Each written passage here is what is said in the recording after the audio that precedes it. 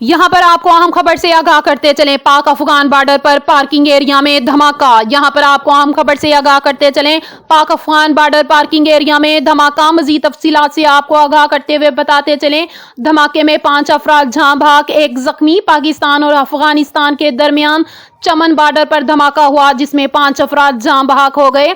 Police کے مطابق دھماکہ صبح بلوچستان کے بارڈر چمن کے پارکنگ ایریا میں ہوا، جس کے نتیجے میں 5 افراد جاں بحق ہوئے جبکہ 1 شخص زخمی بھی ہوا۔ دھماکہ پولیس سٹینڈ کے قریب دکان میں ہوا۔ دھماکہ خیز مواد دکان میں رکھا گیا تھا۔ پولیس نے مزید بتایا کہ دھماکے کے حوالے سے تحقیقات جاری ہیں۔ سیکورٹی فورس نے علاقے کو گھیرے میں لے لیا ہے۔ دوسری جانب لاشوں اور زخمی افراد کو ہسپتال منتقل کر دیا گیا ہے۔